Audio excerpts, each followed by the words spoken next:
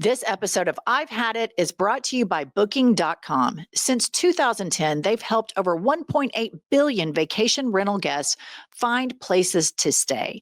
That's billion with a B. Head over to Booking.com and start your listing today. Get seen, get booked on Booking.com. So are we supposed to start the podcast? Patriots, gay triots, they triots, black triots, and brown triots. Welcome to I've Had It, America's top DEI podcast. We are a beaver down. Pumps, my glorious co-host, is off in Maine, and Josh, my husband, is subbing for her. Hello, hello, hello. And we have a very special guest, Emma Vigeland, from the Majority Report. And you guys, I want to start a rumor about Pumps. You know, I've always told Pumps she'd be a good lesbian. So she's off to Maine for a girls' weekend. Oh, fun. So the rumor I'm starting is that she's in Maine doing lesbian things. I'm happy to further that rumor. Right. Yeah, Sure. I've heard similar rumblings. Yeah. Have you heard that, Josh? I've heard it for a couple of days now. Yeah. For a couple of days. I think there's some truth to it. Many people are saying, isn't that what Trump would say? Everybody's talking be in about her it. J. Crew sweater on the beach holding hands with another woman. Yeah. I mean, Maine is the place to do it. I feel like there's a lot of flannel. There are a lot of Subarus. I'm not trying to be too stereotypical here, but it's also absolutely beautiful up there. And hopefully Graham Plattner is the next senator. No, I hope so too. From Maine. Maine is one of the more beautiful states in the country. It should get talked about a little bit more. You got Portland. It's great coastline. Look, I'm an East Coast person, so I'm a big fan. Yeah, we've got to get rid of Susan Collins. Oh, yeah. I mean, there's no reason that she should still be in office. Like the problem is that we keep putting up these corporate Democrats that keep losing and not connecting in Maine because it's a very specific area, as you know, coming from a red state. Yes. Like, it's a different dynamic, obviously. It's more rural and it's northeastern, but you have to be of the community to beat a Republican like her. Yep. So, all right, let's everybody go around the table and share their grievances for today. I'll Sure. start. Okay. I've had it with people abusing your cell phone number. And let me give you an example. So, my real job, I'm an interior designer, not a podcaster. And I've been doing that for over 25 years. And now we've all shifted from landlines to cell phones. So my clients have my phone number. And oftentimes I wake up and I get up really early at like 5 and I'm in the zone. I'm doing Wordle, I'm doing connections, I'm doing the crossword puzzle. I'm very busy doing things, right? yeah. Drinking espresso. And then I get these 911 panic texts at like 6:01 a.m. from clients. And I love you, my interior design clients, I do love you, about their paint colors, the fabric choices, molding choices, cabinetry styles at 6:01.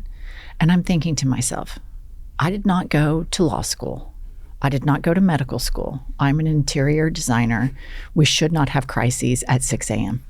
And yet, because we've shifted from the landline to the cell phone, you get abused because everybody's got a way right to your number. And I just think there should be a rule. If it's before business hours or after business hours and it's business related, you don't text, you email. Yes, you're preaching to the choir. I think it's because everybody's dopamine receptors are so messed up from the cell phones that if they don't get an immediate alleviation of their anxiety, like if they're having anxiety about your design or like their renovation or whatever, I'm not sure what the situation is, they have to get it immediately and they expect an immediate response. And then it makes everybody more anxious, right? Like part of what we're experiencing right now is this mass psychosis a little bit, anxiety, people constantly on edge. And I feel like that's a part of it where it's just like constant response or whatever you need right there in front of you. Everything is so much more accessible to everybody is accessible. You think that when you get off Facebook that you're really going to eliminate yourself from people. Doesn't happen like that. Then your cell phone, spam, all this stuff just hits you day in, day out. It makes you want to put your cell phone down, throw it away until you start yearning again for what's on my cell phone. Yeah. It's a cycle. Look, and I feel like I'm my generation, I'm 31. I'm probably one of the last people that remembers a period before having a cell phone. Like, I think I got my first I mean, my first smartphone wasn't until at least midway through high school. We had flip phones, but it wasn't like I could go on social media all the time. Like, you know, the internet was just starting to become a thing. I remember having a secret Facebook page when I was in middle school, and so my mom wouldn't get mad at me. Yeah. My mom loves your show. Shout out to my mom, Lynn, if she's watching or listening. But yeah, no, I mean, I feel like it's just become way too quotidian that it's a part of everybody's life like this. It's a little ridiculous. Yeah, but you're right. When Facebook first started, it was the red dot. That when you saw the red dot, somebody had liked something that you had posted, or it was. What about the poke? Oh, that was kind of creepy. Do you remember the pokes? Yes. And then you'd get some like, I remember like when it first started, I'm like, why is my friend's husband poking me on Facebook? It was so sexual, I thought, the poke. Oh, I think it was. I think that it was meant to be a flirtatious thing, but poking is not flirtatious. Poking is annoying. It's creepy, too. Yes. Yeah. All right, Josh, what have you had it with? Well, I've had it with, and I just experienced this on the way here. Okay. I've had it with to-go drinks with insecure lids on top of them. It's the demise of my existence. Yes. And it doesn't matter if it's coffee in the morning, you've got a suit on, and I'm trying to carry this in a file, and so you're trying to put the drink right here, and then you realize it just ends up here. But in my situation today, we were working out at the gym. I got a protein smoothie. I'm on the phone with my law partner. I'm doing all these things. I get in the Uber with Jennifer, and the smoothie just literally collapses in my lap, and the lid comes off of it. And it's just these flimsy little lids that just fit on top that never work, never. And so I've got this thing, and I have to go back in the gym, and I say, hey, can I have a towel? And I'm not going to give you this towel back. It's got to go with me. I'm going to owe you a towel. It might be ruined anyway. And then I'm cleaning this down. The Uber guy's just looking at me like, who in the fuck is this Do you guy? remember the Curb Your Enthusiasm episode where Larry David is so mad because they're not securing the takeout orders? And he goes back in and he's like talking about securing the containers and how insecure they are. And it's like a whole episode. Yeah. That's a very real thing. No, it is. Secure the carry-out takeaway items. They need to be secured. We can't be wearing this shit. I know. It's crazy. We need more cup holders in every area, by the way, to add on to your point. Yeah. It's an addendum. We need cup holders to help us out in this situation. Is this a 1A? Yes, exactly. Exactly. I'm adding to Emma, what have you had it with? Okay. I have had it with people who are habitual bad reviewers of restaurants, or people who go out of their way to give 1 star to an Uber driver or to a Lyft driver or something like that repeatedly. Look, people are struggling enough right now. You don't need to go out of your way. If it's a horrible circumstance in like an Uber or something like that, and you were in an unsafe situation, or if the restaurant was really, really horrible, a 1-off, a 2-off, I'm not going to, be all upset about that. But if you're the kind of person that's going into restaurants and like, oh, I'm going to give a 3-star here, or there's no need to bring that negativity for these businesses. They're already struggling so much because corporations are buying up everything and consolidating everything. I don't understand the impulse of people to be such hall monitors when you're just paying for a lunch.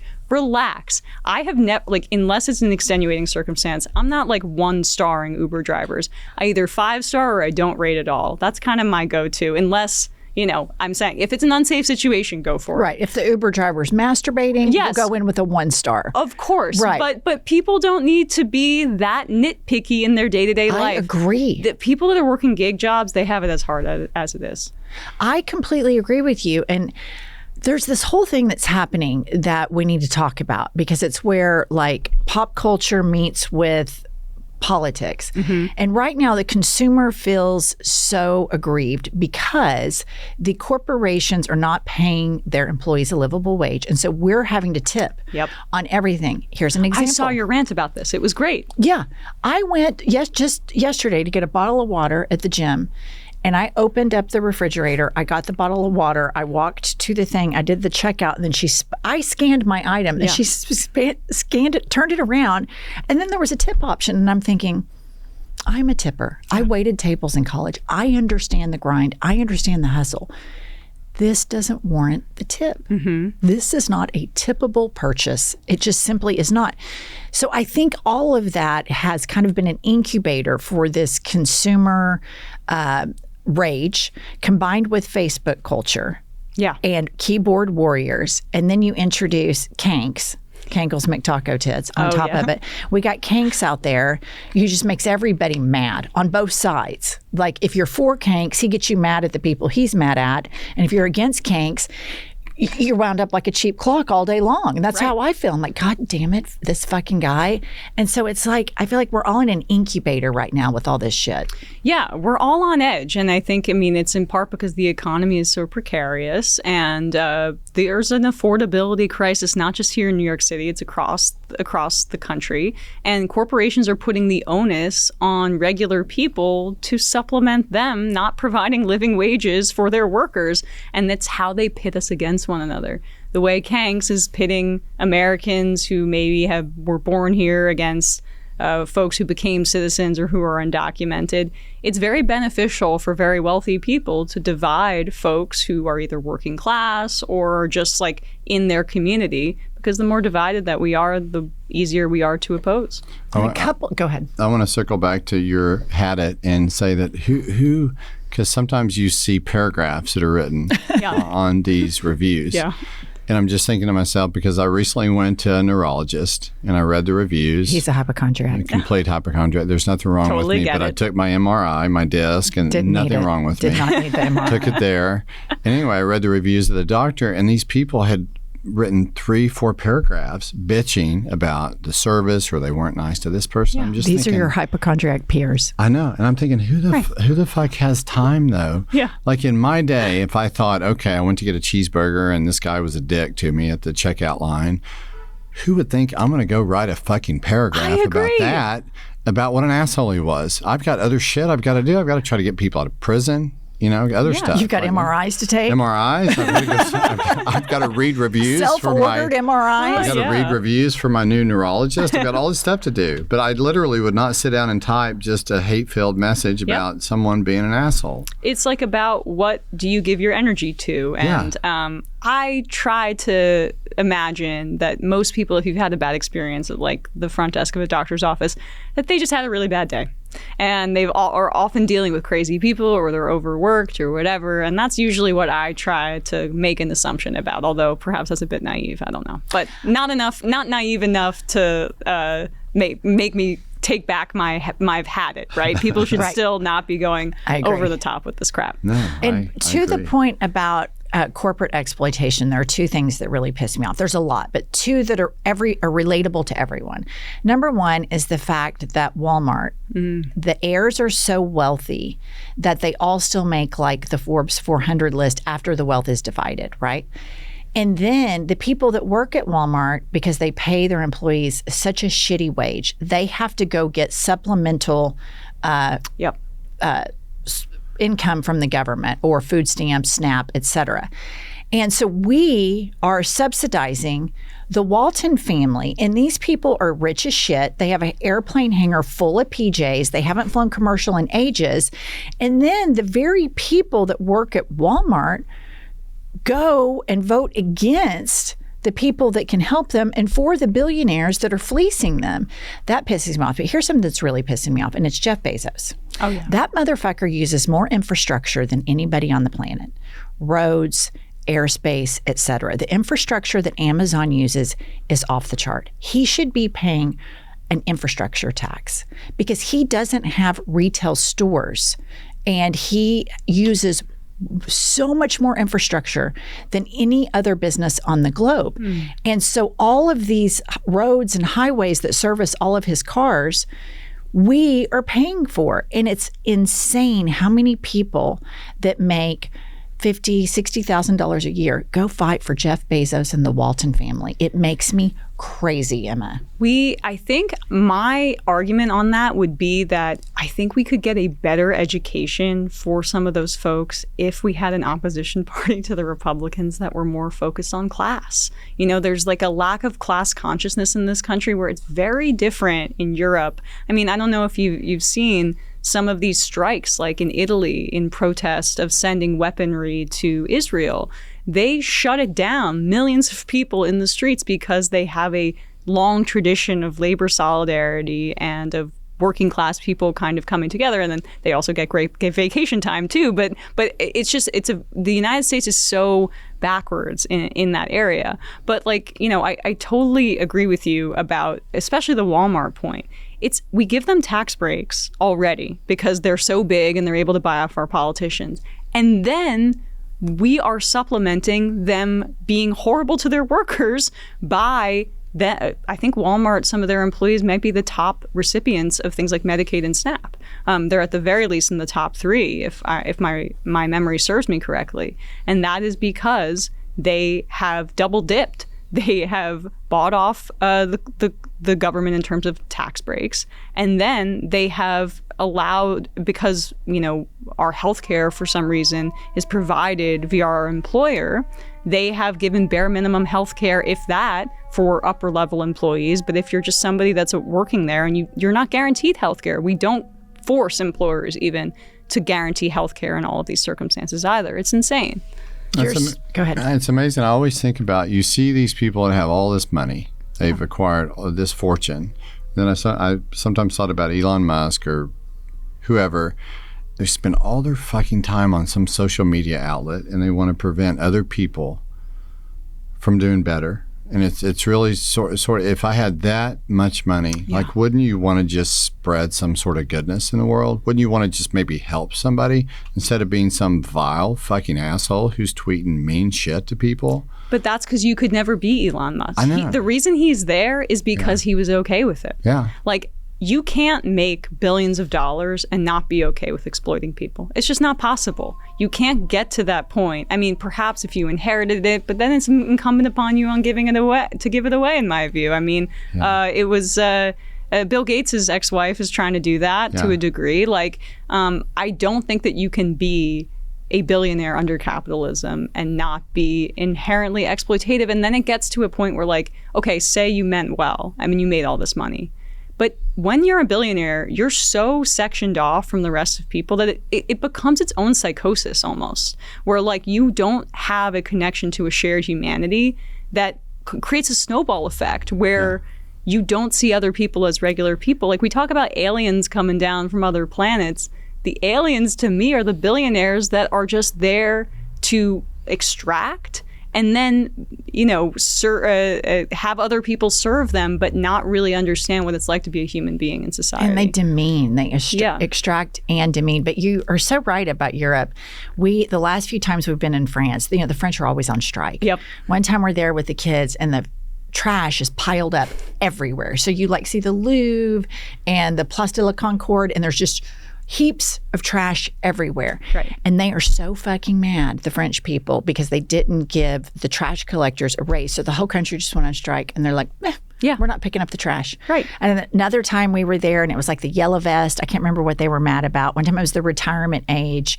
And they really have a lot of pride. We have some really close French friends, and they have a lot of pride in their health care, and they have a lot of pride in maternity leave, and they have a lot of pride in paternity leave, and that the government helps sponsor and facilitate these things.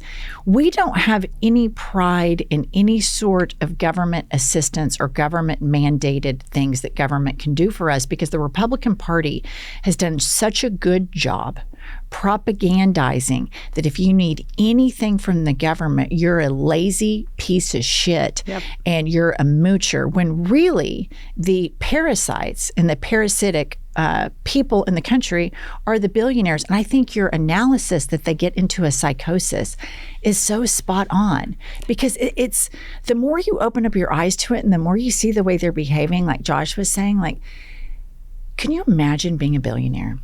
And you would think, okay, like, remember when we would think, okay, what am I going to do if I win the lottery? Right. What would I do? Right. You think freedom is what you think, right? Yeah.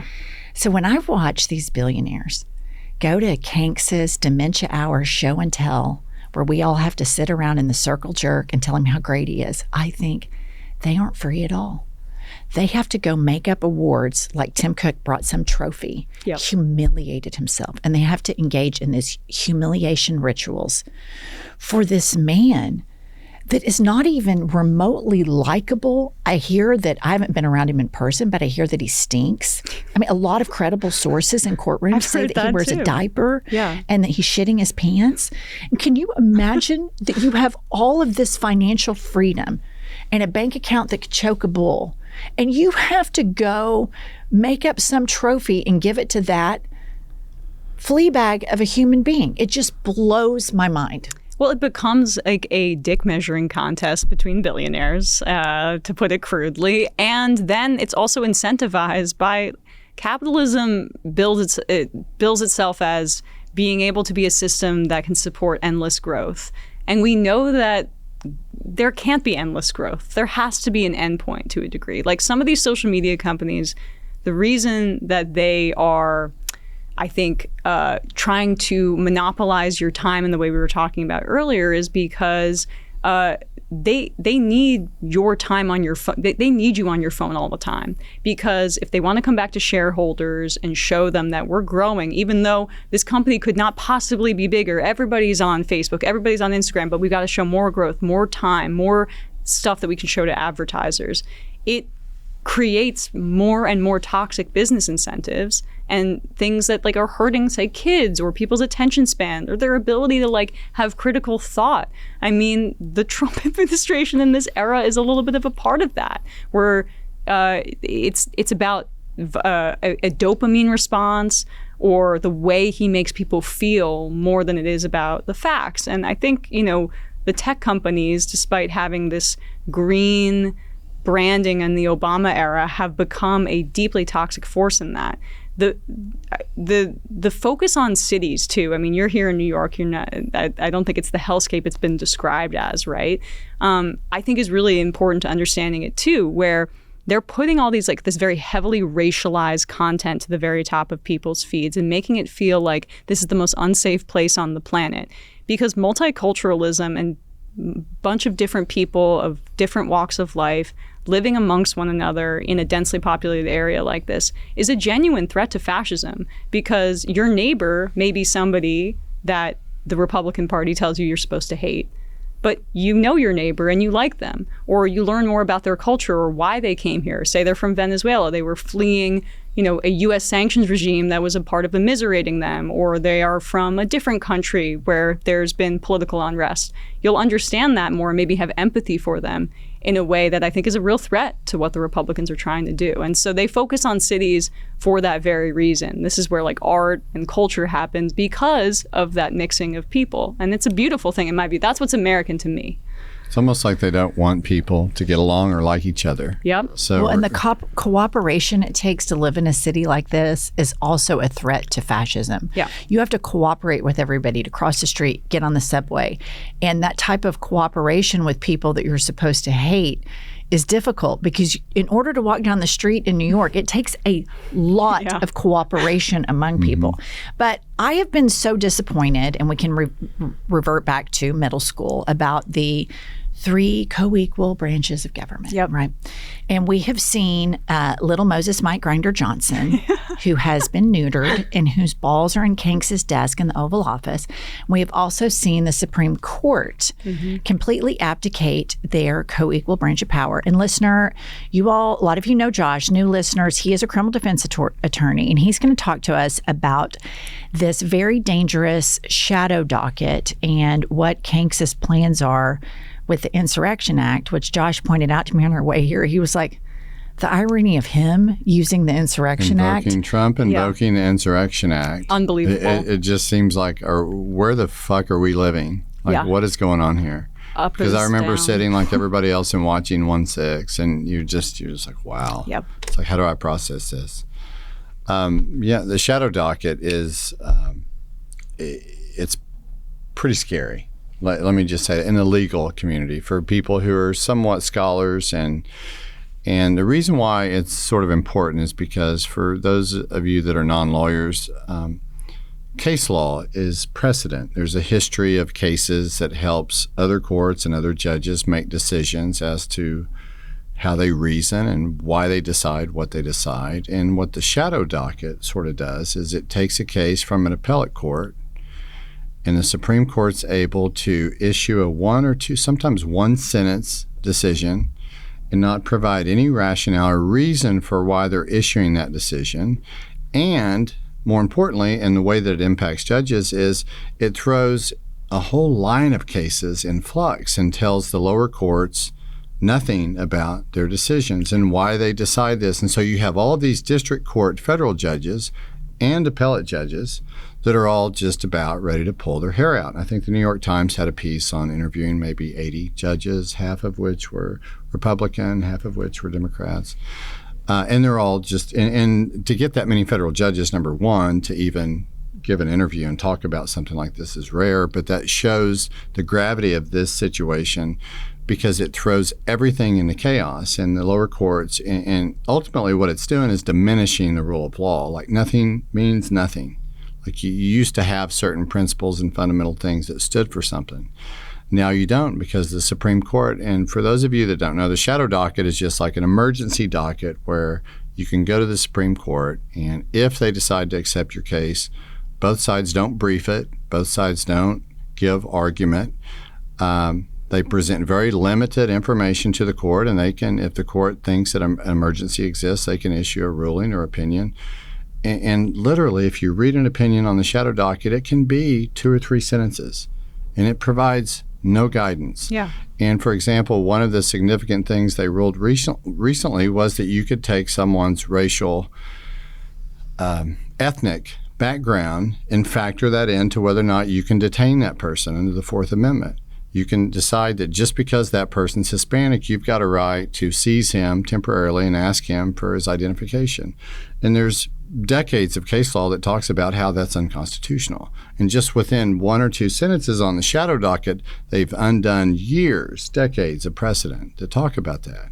So that's the danger of it. People don't realize that that's what's going on in the legal system. You know. Well, if you were to have to write an opinion, you would have to have a variety of different footnotes that would explain the case law that you're describing, that the precedent would inform the decision that they're making. But because they're making it the fuck up, basically, they rely on these shadow dockets. And it's really a major problem, I would think, for the legal system going forward when hopefully we get out of this era of fascism. But is this whole era going to basically be a black hole for precedent? I mean, maybe that's a good thing given the nature of the decisions, but it's definitely not a good thing for the legal profession and for judges in this country. It's not, and it diminishes, most people have a respect for the rule of law, whether you agree or disagree, like certain things about it.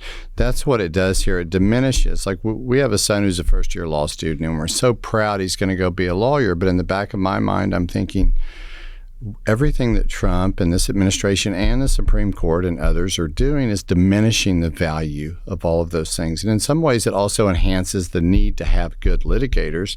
But at the same time, how can everybody be complicit in this? How can you have 9 justices, 6 of which have decided that they're going to bankrupt their souls and vote in favor of Donald Trump? And I also want to point out to a lot of listeners that have groups of friends and relatives that say the following: I am fiscally conservative but socially liberal. And where we live, that statement provides a lot of people cover to go vote Republican because they care about their own personal tax spend. And then they can say, but I'm socially liberal, so that they can go to their gay hairdresser and feel like they're multicultural and that they're not just crusty old white fuckers, right? So here's the problem with the erosion of the court system for the fiscal conservatives. Fiscal conservatism is all about business. Laissez-faire business, let it rip, let's go, right? When you don't have a court system to take a contract in, then the economy starts eroding and it starts eroding and it starts eroding. And you can look no further than Russia to see what has happened here. You have inflation out the wazoo. You have all of these oligarchs that went and bent the knee to Vladimir Putin. And then Vladimir Putin decides, I kind of want that company. And then this billionaire that bent the knee to Vladimir Putin is knocked out of a window. And here's the thing, you guys, it is not hyperbolic at all at this point to say that, look at the phones. Trump kids, Dumb and Dumber, Eric and Don Jr., of course, Dumb and Dumber, like, we're going to have Trump phones. Look at this. We have Trump phones. You see Tim Cook go bend the knee, give him the trophy presentation, humiliating, especially considering the fact that Tim Cook is gay. But that's another podcast entirely when we dive into the psychology behind internalized homophobia. Yeah. But at some point, if he keeps getting all of this unchecked power, Kanks is going to be like, you know what? I really like Apple. Why don't we just take that and call it Trump? Why don't we just rebrand that whole thing? That's what he does. It's not like he comes up with any new ideas. I mean, he's building a ballroom, for God's sakes, and he can't even dance. He does that double jerk-off old man dance thing all the time.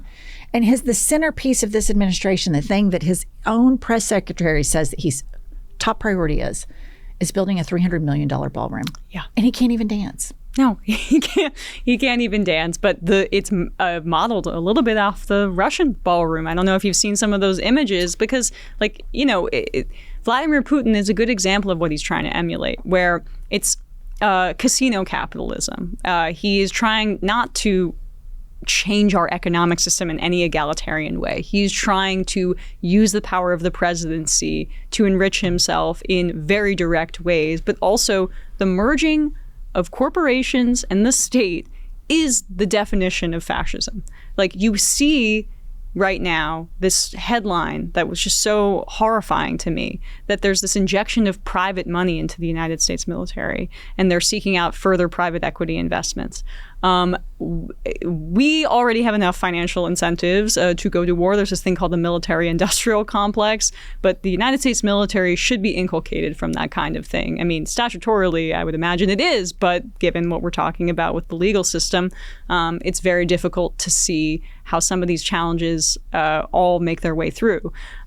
It's really horrifying, and then you just step back and you ask the question, how did so many people take our democracy for granted, and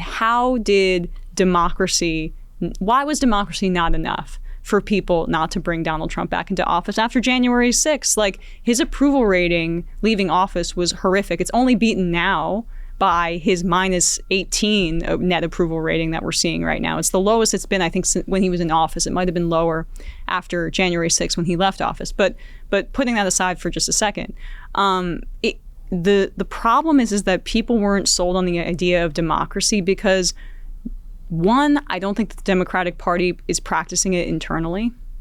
They're not listening enough to voices like yourself who are talking about APAC money.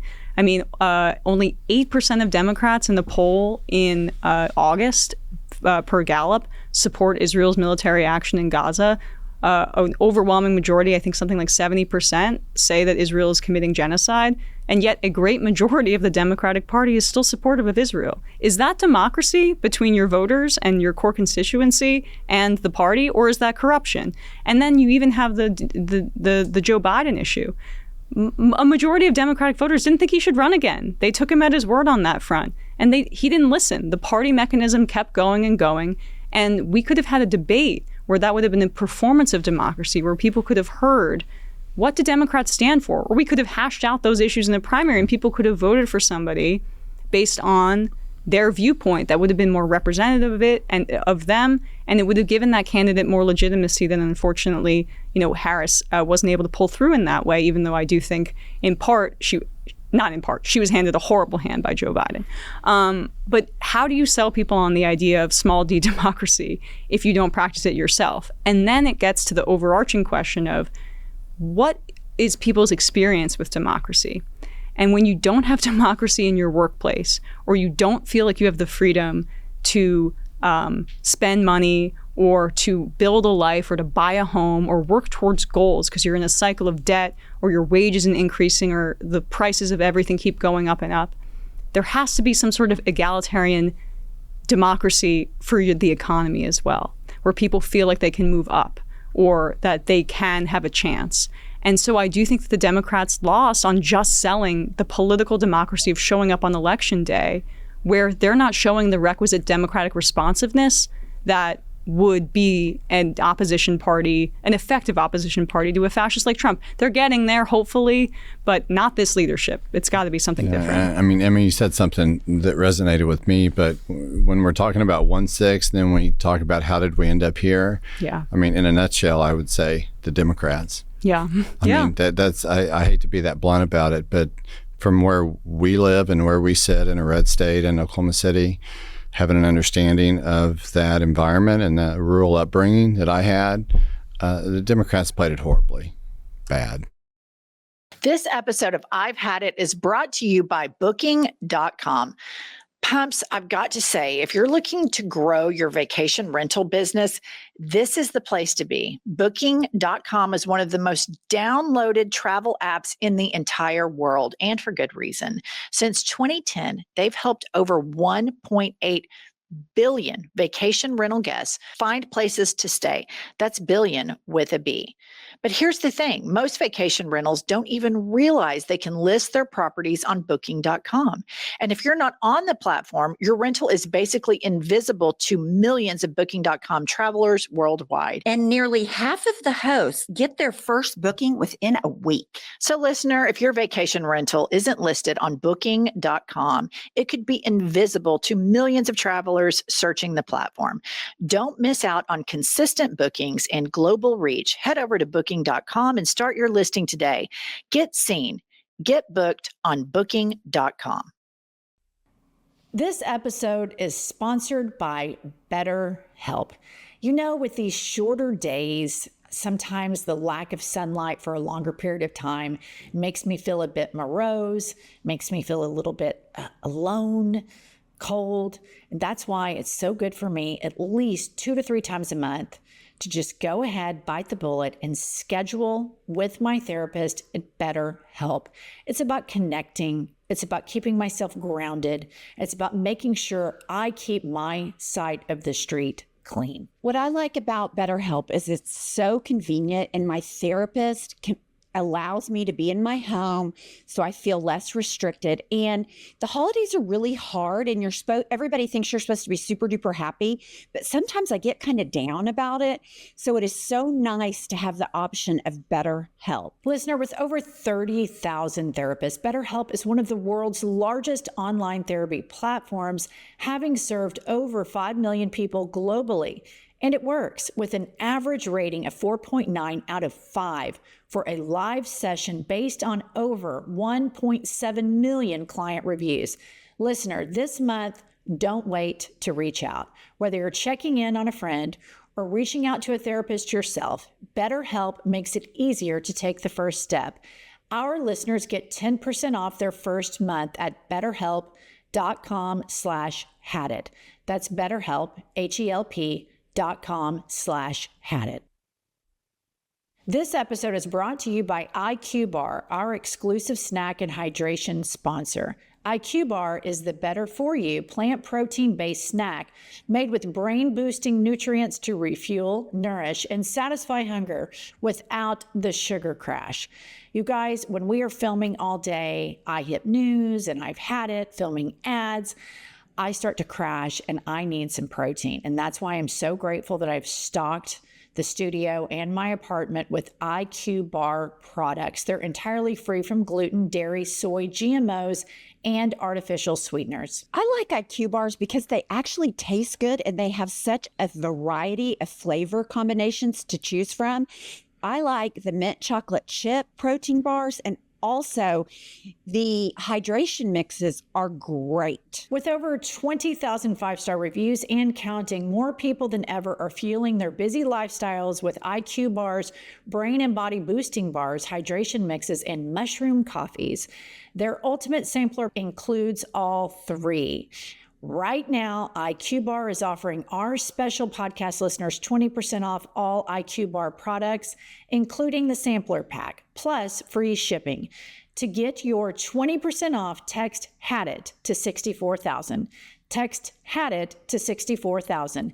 That's HADIT to 64,000. Message and data rates may apply. See terms for details. And I don't mean to keep returning to the Democrats, but, you know, the point is like what you're saying. how can we make change, right? And we are not in the constituency of the Republican Party. They don't care what I have to say about their failings. And the Republicans have been the villains my entire life. It's just, how are you an effective opposition party? How can you sell people on your vision? And we can talk till we're blue in the face about how the facts are on our side. We get it. But what you've been so good on, Jennifer, and it's just like pushing this forward. We've got to get the money out. We've got to, because it hamstrings the opposition. They're not able to say what they should say because they're corrupted. We've got to get the money out. Democrats have got to quit doing focus groups and being disciplined about their answers. After I kind of got into it with Cory Booker, I told Josh about it. And Josh's response was, this is why they suck. Do you think Trump would blink? Do you think he'd hesitate for 2 seconds if you asked him a yes or no question? He'd fucking answer it. And then if one of his aides corrected him the next day, then he'd just change his mind again. But this whole word salad, I'm so disciplined, I'm not giving people a straight answer, it gives this elitism that I think I know better. Mm-hmm. I'm up here and all of the electorate is down here. And Josh was raised in Hugo, Oklahoma, which is a town of 5,000 people. And I guarantee you Trump won that county by 50 percentage points or something. And the thing with people in rural areas, and I found this statistic so fascinating. So when you look at Oklahoma, so red, not one county has gone blue like the last 5 election cycles. They're real proud of that. There's 77 counties. They've all gone. Yeah. All gone Republican. If you ask people individually, do you want marijuana to be legal? They did that like 5 or 7 years ago, and the electorate voted to legalize marijuana.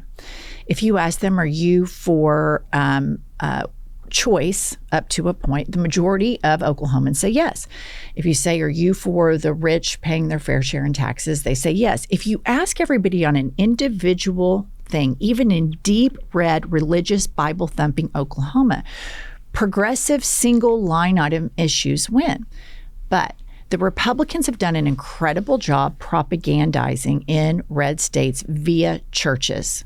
Yes. And I remember growing up, and there are mega churches fucking everywhere. And I was on top of all of the prayer lists in all of those mega churches. But that's another podcast as well. Oh, you told me about that story. It was a great story about, your background in that area and how Trump is like a evangelical preacher. But the marquees on this church, I remember seeing this is, a long time ago, it'd be like, vote George Bush today. Yeah. And this is at the church. And if you think about this portion of the electorate and how much this portion of the electorate, I'm not talking about Christian light people, don't freak out. I'm not talking about Catholics.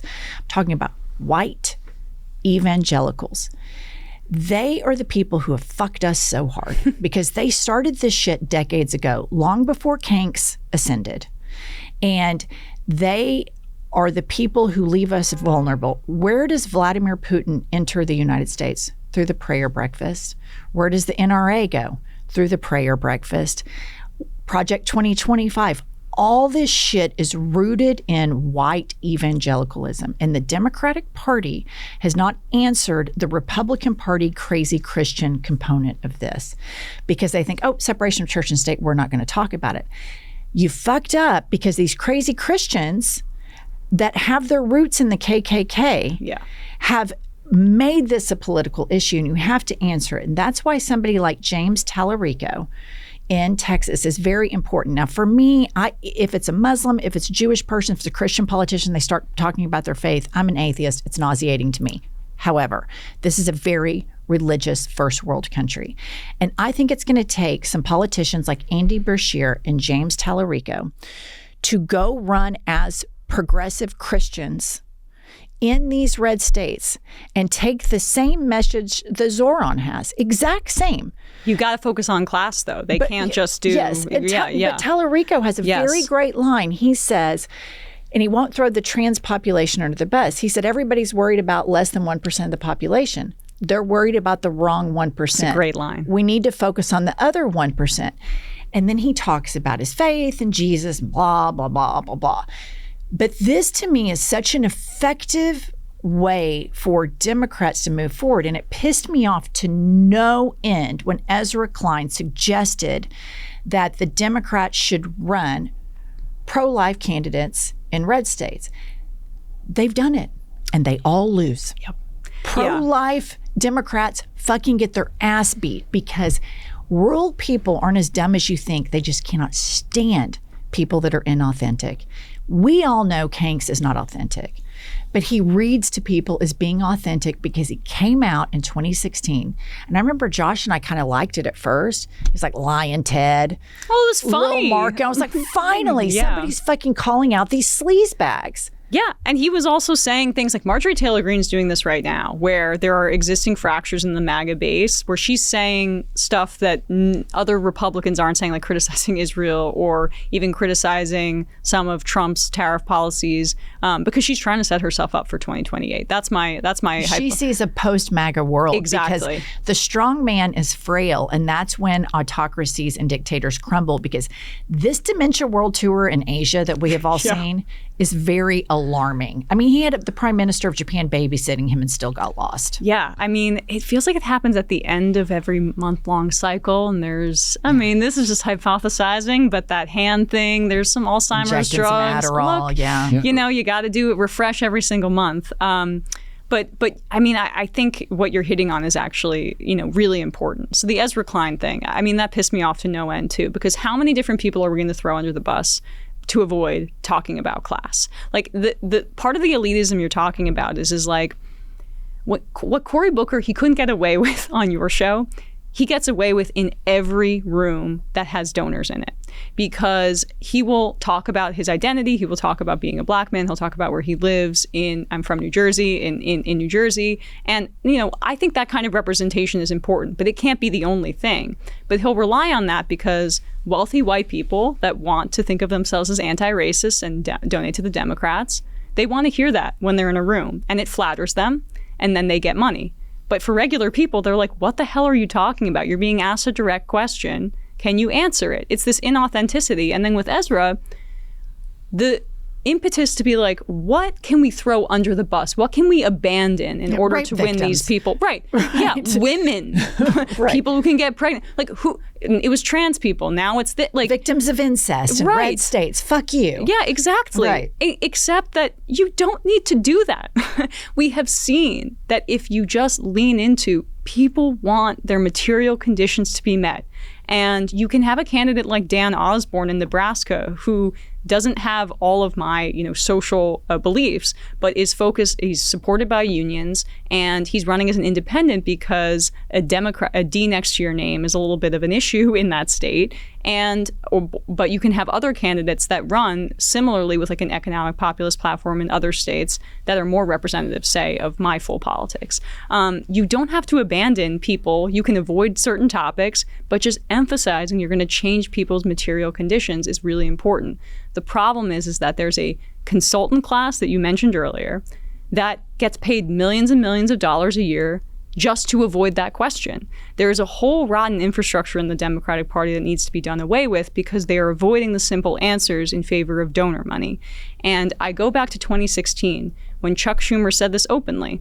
He said, for every, and I'm paraphrasing, but for every person we lose in rural America, or maybe it wasn't rural America, it was for every X person we lose, we will gain a suburban Republican voter. I'm paraphrasing a lot. I remember that. It was about basically reorienting the party more towards disaffected suburban Republicans. How has that worked out? How has that worked out?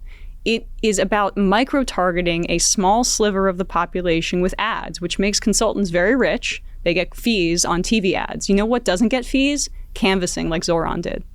Turning out people and volunteers. That doesn't pay consultants their fees. That's just good politics. But the Democratic Party has a whole infrastructure in place to avoid doing that kind of thing. And Obama was better at that. And look at what happened in 2008. So it's not just about, you know, the politics of it, which I'm trying to focus on this as somebody who's a democratic socialist, right? But it's also about the infrastructure that is rotten as well. Well, let me make two quick points for me. From my perspective, number one, people do appreciate candidates that have conviction, regardless. Yeah. Sometimes you disagree with their policies, but if they have conviction, for the most part, that's going to gain you a lot. And number two, where I sit now in Oklahoma, we were so upset with the Democrats, not necessarily just the candidates, but the way that they message to people that live in rural red states.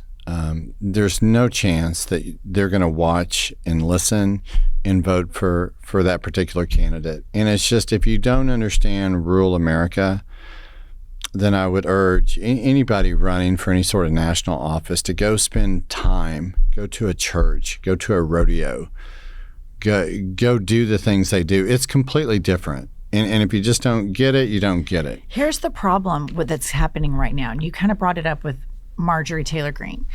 And Josh can attest to all of this. So in flyover states where we live, people don't think about Israel and Palestine at all.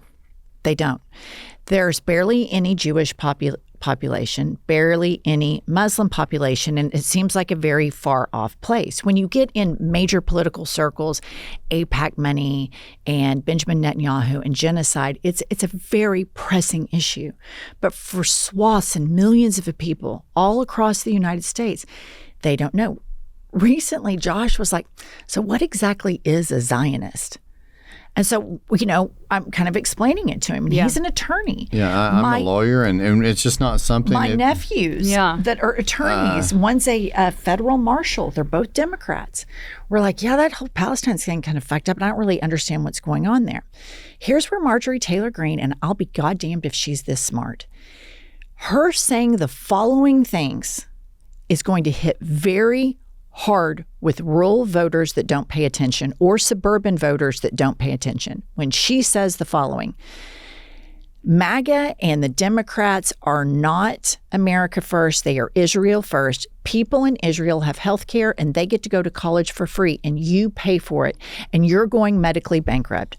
Now, Marjorie Taylor Greene is an anti-Semite. She's a bigot. She's a homophobe. She's a grifter. She's an opportunist. Yak, yak, blah, blah. But Josh, who lived in a town of 5,000 people, that is a simple message that the Democrats should be owning, 100%. Screaming, browbeating instead of nuanced conversations. It's so simple to say it.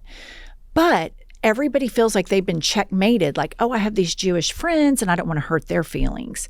And the situation is the Democrats should take leadership on this and say, what we're talking about is different than you supporting your Jewish friends. It's completely different. We're talking about a regime that deserves to be criticized in the same way that you hope as an American right now that people criticize Donald Trump. I don't see any criticism of Donald Trump, a criticism of my being an American. Actually, the patriot in me, which I rarely use that word, welcomes that sort of criticism. And I wish that our allies would act more like President Xi did with him. And I wish that they would quit bending the knee and kissing his ass like the oligarchs do. And I think that is one of the more pro-American things you can do.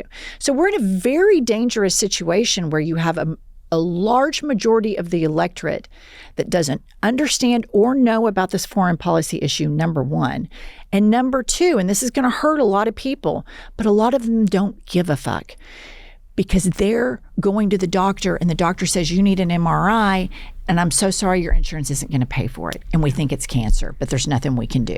But Marjorie Taylor Greene is connecting those two issues disingenuously, as you say. Yep. I really am scared about that because she is actually anti-Semitic. You are seeing the rise in anti-Jewish hatred on the right in particular with figures like Candace Owens, and Tucker Carlson just had Nick Fuentes on, who's a neo-Nazi. I mean, he's I think being Tucker's normalized. Going to run. Oh, I think that's a good hypothesis. I think Marjorie Taylor Greene's got her eye on that too, but she's got the whole woman thing. That might be a little bit of a problem with Republican voters, but I digress. I think like that simple message, it's isolationist and where you're saying like as if, I don't know, we couldn't also have healthcare here as well. I mean, we could tax billionaires and keep funding Israel. I don't think it's a binary choice, although I do not think we should be definitely funding a country that's committing a genocide. But you hear the way Marjorie Taylor Greene frames it, right? Simple. Where it's very simple. It makes about people's material reality. When you dig a little deeper, she's a Christian nationalist, and she is like anti-Jewish in the way where she tweeted back at AIPAC something about, I'm not going to take your shekels or something. It's like, whoa, Well, and whoa. she's a rapture prepper. Right. You know, Josh said to me when this whole Israel thing, really started steaming up during the last election, Josh goes, why is it that all the politicians I hate, like Ted Cruz and Marco Rubio, they're the biggest Israel thumpers? Because it's about being bought by the military-industrial complex. Because the reason that this issue is so important isn't just because it's like the fundamental human rights issue of this current time. It's also because it's a stand-in for, are you bought by corporate interests or are you not? Can you be brave on this issue or can you not be? And people trust you if you can be brave on it because it's a shorthand. Okay, that person's not bought by X amount of money. They're going to say how they feel. And so I think that's part of what the Democrats are slow to catch up to about. Well, and that's unfortunate because you then have politicians that can't speak their mind and give honest opinions and answers, like Cory Booker on your show. You're handicapped. You hurt the credibility of the party. But there's also, and this isn't to sound to minimize this issue, but most of the people in rural America don't care about this issue. They don't care. And I'm not. I hear you on that. I just get on my soapbox. I agree, but I do, and so does Jennifer. Like we care greatly about it. I think the Democrats need to message, and Zoran talks about this, universal human rights. Exactly. And they can message it, but they take advantage of the fact these rural voters and suburban voters, people that live in very homogenous neighborhoods, whether that's urban, suburban, or rural, like white areas, they take for granted these voters because they know they're already in their silos. And the Democratic Party is looking to flip these elusive independents, and they're always looking for this elusive voter. And I think the reason that this podcast is so popular is because of the optics of us, Southern, middle-aged white women. It's like, oh shit, they're progressive. I thought they would be, we look kind of Fox News coded, et cetera. But it's so condescending. Right. I'm sorry. It just is. I also think it's kind of sad. Yeah. The reason we're novel, I think, is also somewhat sad. But I think that there is a movement forming, and I think there are fissures in the MAGA movement. And I think there are fissures in the Democratic Party right now. And these fissures are really, really getting traction. On the right, you have the Marjorie Taylor Greene, the Tucker Carlsons, that they are seeing that the strong man is frail. And that's what ultimately crumbles these forms of strong men. When he's frail, dementia, all of the stuff, they're seeing curtains. And Moses Mike Johnson is rearranging the deck chairs on the Titanic. He's going down with kanks. And then on the right, you have these fissures forming. And, Hakeem Jeffries, Chuckles, Cory Booker's, they're going to have a hard time surviving.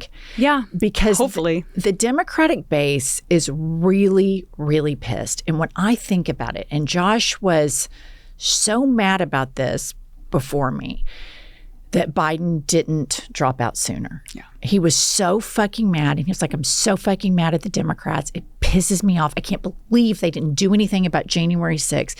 He was so fucking mad.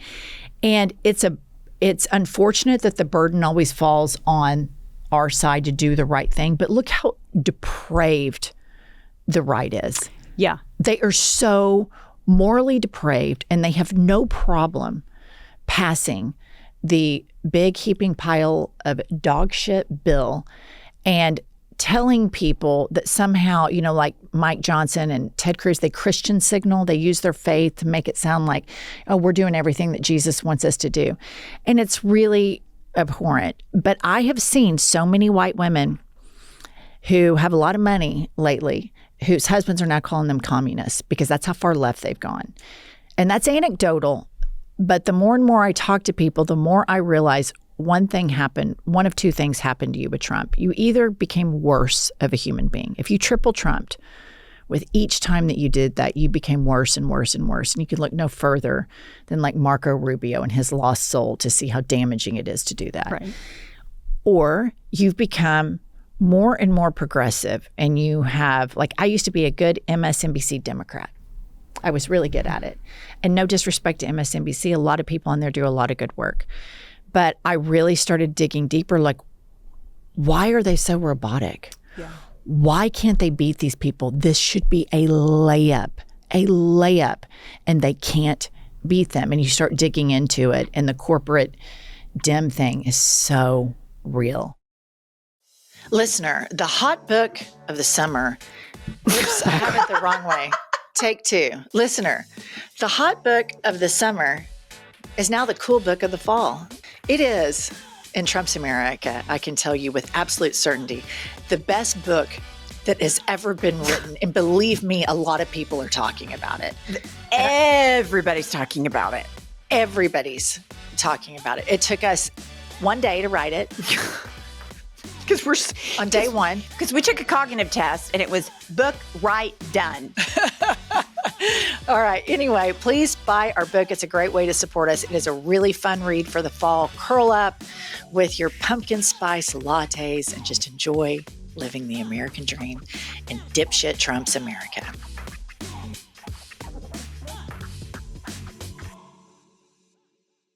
This ad is brought to you by Vive Healthcare, the makers of Apertude, Cabotegravir. You never skip your SPF, and you carry hand sanitizer like an accessory, but what are you doing for HIV prevention? One way to help protect yourself from HIV is Apertude, a prescription medicine used to reduce the risk of getting HIV in adults and adolescents weighing at least 77 pounds. You must be HIV negative to receive Apertude and get tested before each injection.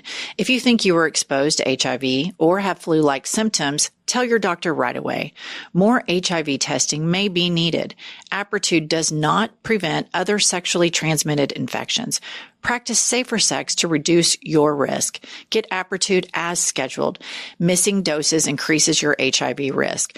Don't take Apertude if allergic to it or taking certain medicines that may interact. Tell your doctor about your medical conditions, liver problems, and mental health. Serious side effects include allergic reactions or rash, liver problems, and depression. If these occur, get medical help right away. The most common side effect is injection site reaction. Bring your A game and talk to your doctor. Learn more at apertude.com or call 1-888-240-0340. Pumps with a new apartment in New York. I don't have as much storage space, and I recently switched all of my cleaning products over to Branch Basics, and I absolutely love everything about them. They will be replacing all of my old cleaning products. It's all natural. It's better for my little French bulldogs. They're sniffing around on the floor. I don't want them inhaling a bunch of chemicals, and I just cannot tell you how much I love these products. I love their products because they do not have toxic fragrances or harsh disinfectants. These products can irritate skin and disrupt hormones and even pollute the air inside your home without realizing it. So this is just a great alternative. I know what I'm using. It's going to be good. And listener, it's made from plant and mineral-based ingredients. Branch Basics is biodegradable and human safe, making it ideal for families, especially those with pets or children. If you suffer from eczema, allergies, asthma, making the switch to Branch Basics can help you breathe easier during the festive season. So listener, get yourself and your loved ones the best gift of all, the gift of clean with Branch Basics. For a limited time only, our listeners get 15% off and free shipping on their premium starter pack when you use the code HADIT at branchbasics.com/HADIT. That's 15% off your order at branchbasics.com/HADIT with the promo code HADIT. Please support our show and tell them that we sent you. Get Branch Basics this holiday season because cleanliness matters. All right, listener, it's no secret that Pumps and I love to spoil our little pets rotten. The great thing about pets for me is that they have this really toxic adoration for me. So considering they love me so much, I want to make sure that I have done everything I can do for their safety and well-being. And that's why I have signed them up for ASPCA pet health insurance plan. And it is just the best thing, and Pumps is signed up as well. What I enjoy about this is knowing I have it and that unexpected health costs, I don't have to choose between what's best for my dog and the cost of treating my dog. It's been around for almost 20 years and has covered nearly 1 million pets in that time. You can tailor your plan to fit your budget, your lifestyle, and your pet's particular quirks. When you enroll in ASPCA Pet Health Insurance Plan, you could get a $25 Amazon gift card. It's a little treat for you while you're doing something great for your pet. Listener, to explore coverage, visit aspcapetinsurance.com/hadit. That's aspcapetinsurance.com/hadit. Eligibility restrictions apply. Visit aspcapetinsurance.com/Amazon terms for more info. This is a paid advertisement. Insurance is underwritten by either Independence American Insurance Company or United States Fire Insurance Company and is produced by PTZ Insurance Company Limited. The ASPCA is not an insurer and is not engaged in the business of insurance. I think that you're right about like the fight between the Republican base might end up being more fractious than what I see unifying like momentum right now, at least within the Democratic base. The politicians, that's the disconnect, is the Democratic representatives and our leadership are not stepping up here. But I do see that the base is kind of understanding like the billionaires are the problem here. And we can tax the hell out of them and provide incredible services for a population. And that's de-radicalizing in and of itself. Like, you know, there's like academic papers on when people's material conditions are worse, things like domestic violence increase because men feel like they have no agency in their professional life and they take it out on their spouse. And there's different other kinds of, you know, crime that leads to, or violence, because the way to make a safer society is to make sure that people's basic material needs are met. And that's been something that's been really radicalizing. And at my old gig, I was going to basically one Trump rally a week, and it would be like in Eastern Tennessee or in Northern, you know, Florida or whatever. So like, I'm not saying I've lived in the South for a while, but I did do that for a little while early on in my career. And what you notice is that it's a perverse sense of community, but when you go to these MAGA rallies, it's people that feel like they have some sense of community.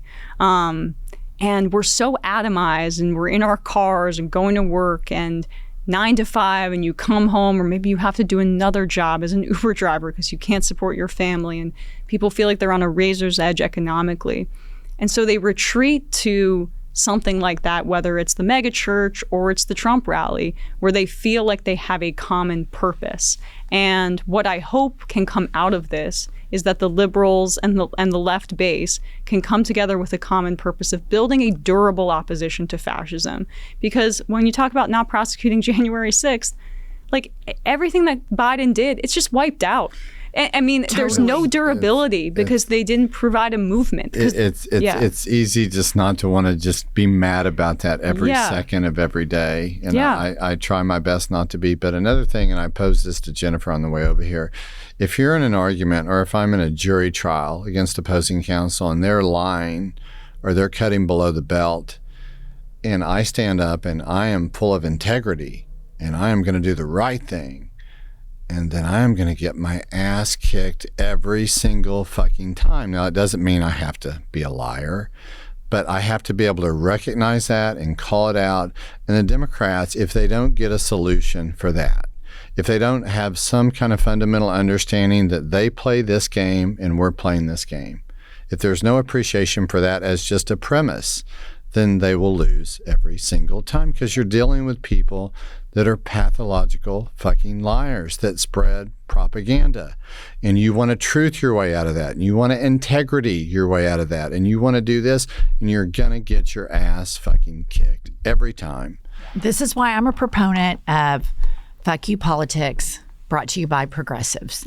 I mean, I just think we have to, like right now, Glenn Beck and Fox News and what's his name, Tim Pool, are really mad at me. Mm-hmm. And I'm going viral. Like I only am on Instagram. It's the only social media that I do. And that's just to watch tennis videos and French Bulldogs. So I got on my Instagram and it's like, die bitch, you're a tranny, all of these horrible, horrible things. So I text the producer of our show and I'm like, Kylie, am I going viral right now? And she goes, yes, you are. Fox News, Glenn Beck, Temple. And I'm like, what's this about this time? And they said, they say that you want to kill conservatives. I'm like, what? Did I ever say what? And it was that clip of this wine mom, like older than me even, at like No Kings. And this Christian commentator is like, are you sad that Charlie Kirk's dead? And the lady was like, no, I'm really not. He was not a good person. Yeah. Like, I don't like the guns, but I'm not sad. She's like, would you be sad if I died? And the lady's like, well, I'd have to think about that. So after that clip, I say to our podcast audience, this is where the Democrats are right now. It's more of a fuck your feelings, you know?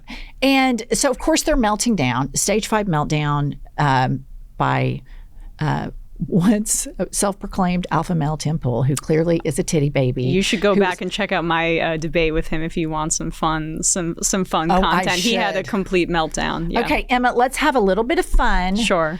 We're going to play our world famous game, Had It or Hit It. And Josh, I'm gonna leave you. You can do this too, since you're our guest co-host. Oh, I get to participate. You get to participate in this. Thank you. Okay. Oh my God! Welcome to Had It or Hit It. I would hit it. Had it. I hit it every day, sometimes twice a day. Had it or hit it. ICE. Had it with ICE. I mean, this Gestapo that's terrorizing communities is absolutely out of control. These fat asses that have no training, they are disgusting thugs that should be treated like pigs on our streets. They are horrible, horrible people. And AOC in 2018 was being called a radical for saying abolish ICE. ICE didn't exist before 9/11. We can abolish ICE. It came out of the war on terror, and it does not need to exist. We can have a much more humane immigration system than what we're seeing right now. I do want to add to this. There are 2 ICE agents in Illinois that refused to participate, that they walked off. And so You'll hit those guys. Hit those agents. 2 guys. Okay, that's but a the good. rest of them, I've Had it. There we go. Okay, you guys, had it or hit it, Katie Miller. Oh, had it. Okay, Josh, Katie Miller is the wife of Stephen Miller. Stephen Miller is the little 4-foot troll. Yeah, I didn't know who she was. I'm sorry. And she just did she started a podcast, and now she's been on she was on Piers Morgan, had a stage 5 meltdown. And got in a fight with, I guess, is it your former boss? Yeah, I saw that, and it was amazing. She accused it was like an anti-Semitism accusation because I forget what he said. She was raising Jewish children, she said. And he goes, nobody's talking about your kids or you being Jewish. I mean, I've had it with her and her Nazi-ass husband. Okay, had it or hit it, centrism. Had it. I would have to say that goes against pick a side. Having any kind of balls and standing for something. There's no way everybody's going to agree with you, but have some balls, stand up for something, have some conviction. People respect that more than they do people that will lie and speak out of both sides of their mouth and say whatever. Right. I agree. And I think centrism is like the pick-me of politicians. They don't want to make anybody dislike them. Therefore, they are forgettable. It's also why we're here. Exactly. You can't make milquetoast centrist cases. You have to make your argument. Don't be afraid of making your argument. And that is how you build a political brand. I don't know if we're doing lightning round, but this is just one point I wanted to push in there is just like after 2012, the Republican Party sent out a memo saying we need to rehaul all of our immigration because they lost so badly with Latino voters. We need to rethink immigration. We need to be more friendly to immigrants. That was what the Republican internal memo was saying. 2016, next election cycle, presidential election cycle, Trump comes in, is vicious, disgusting to immigrants. And the metrics didn't reflect that. But he has indelibly changed, for the worse, the immigration debate forever because he just made his argument. Yep. I agree. Yeah. Okay. Had it or hit it, Riley Gaines. Had it. I mean. Do you know who she is? I don't. Okay.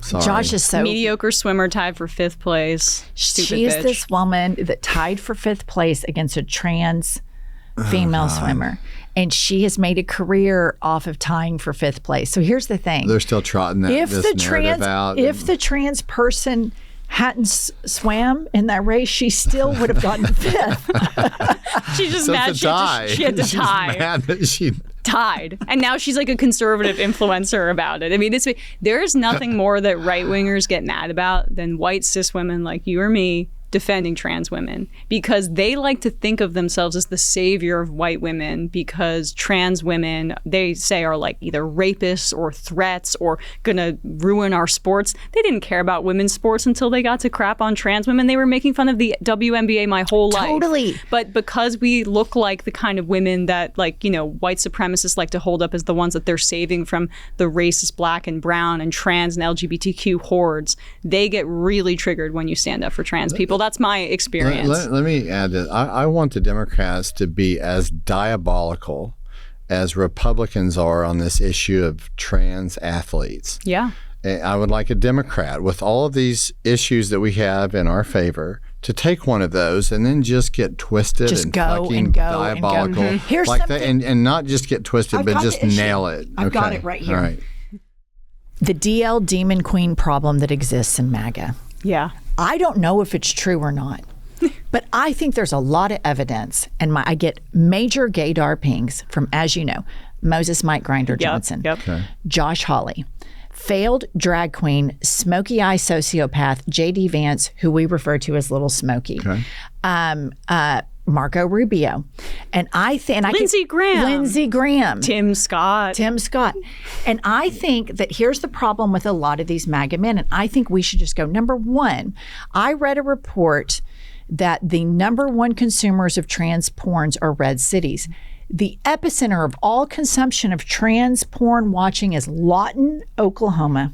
Oh my God. Lawton, Oklahoma. And then you just sweep through the Bible Belt. And so I think the Democrats need to be this fucking diabolical. Why are you picking on trans people during the day, and then behind your wife's back, you're beating off to trans porn, Lindsay? What's going on there? Moses Mike Grinder Johnson, what's going on with your Grinder account? And why do you have this roommate that is an evangelical preacher that answers his door in his panties per your neighbors when you come home from work Good as question. Speaker of the House? And I think they should pound it right into their heart of their faux masculinity, because at the end of the day, a lot of these MAGA men have been watching porn, and here's what's happened. They saw an erect penis, and maybe that was when it happened. Or they came and then felt a lot of shame. And then trained it. I mean, that's kind of what it is, And then they think, right? oh my God, that was kind of gay. And then they go crazy. And then it's like, I'm anti-trans, I'm anti-gay. Nobody gives a shit. Nobody cares. Yeah.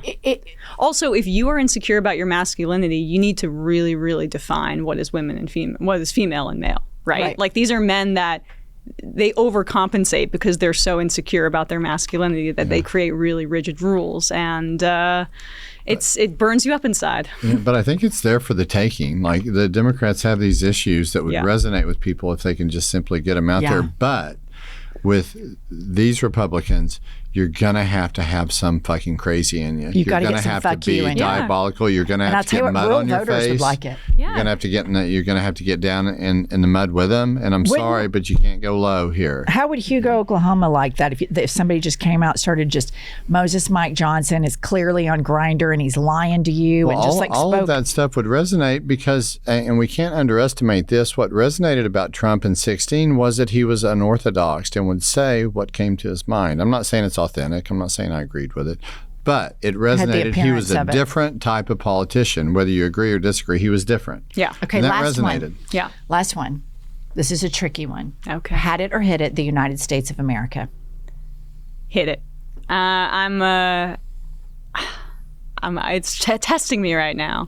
But in the end of the day, why I do what I do, it's definitely not for the money. It's because I love the country. And I do believe in humanity overall. We're in a really dark period right now. But I do think that the country can be better. I think that we can provide more things for people. We're the wealthiest nation in the world. There's no reason that we should currently have a record of credit card debt that people are experiencing, that month over month that people are defaulting more and more on their car payments. We're getting in this amazingly economic precarious situation, or that we have thugs deployed by the federal government breaking up families because they tried to come to this country for a better life.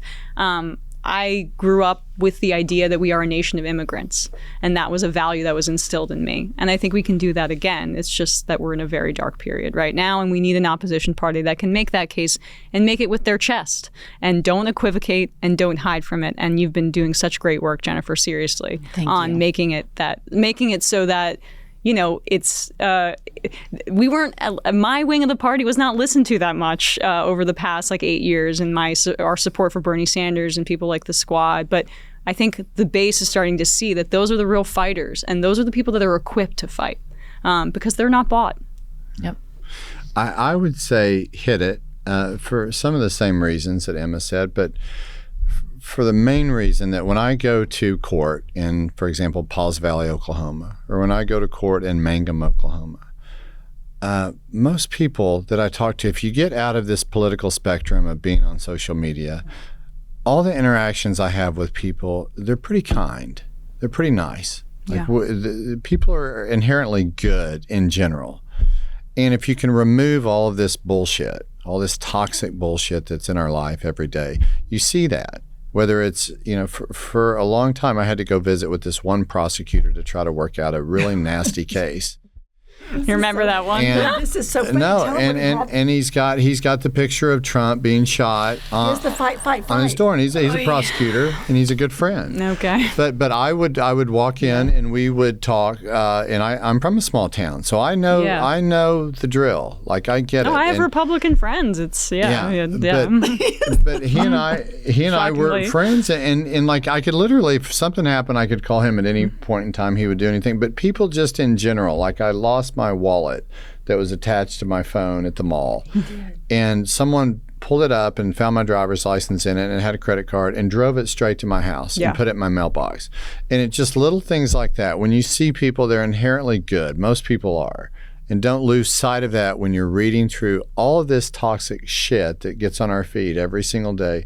Don't lose sight of that. Regardless of what party they identify with, most people have a good heart. I will just one more thing. Michael Brooks was the co-host of my show before he passed, before I joined, actually, tragically. And he used to say, I'm paraphrasing again, but be kind to people, but ruthless to systems and institutions. And I think that's a pretty good guiding light. That is 100%. So good. That's 100%. And don't be silent or complicit. But at the same time, that's good. That is so good. All right, listen, thank you, Emma. Thank you. Thank you for joining. I was on Emma's podcast, so we met virtually, and this is our first time to meet in real life. Yeah. Josh, thank you for co-hosting. Listener Pumps will be back from her lesbian sexcapade in Maine next week. Give her my best. Yeah, and maybe she'll pull up to the podcast in a U-Haul. Oh, yeah. Yeah, that would be really exciting. Could she help me move some things into my new apartment? I need some help. All right, thank you, everybody, Thank and we'll you. see you next Tuesday and Thursday. I'll tell you what I've had it with. Let's hear it. I've had it with that. Listen up, patriots, gaytriots, and natriots. We have a new podcast that has dropped. It's called iHip News. It's Monday through Friday, every day, 15 to 20-minute hot takes on the political landscape of the United States of America, always served with a side of petty grievances. We are on all the available platforms, Apple, Spotify, Google, whatever you get your podcasts, and YouTube. Please go rate, subscribe, and review so that we will chart upwards with America's greatest legal mind. Pumps, what does an eagle say? Caw-caw! A little bit more enthusiasm. Caw-caw! That's it. That's Caw-caw! That's the patriotism that this country needs right there.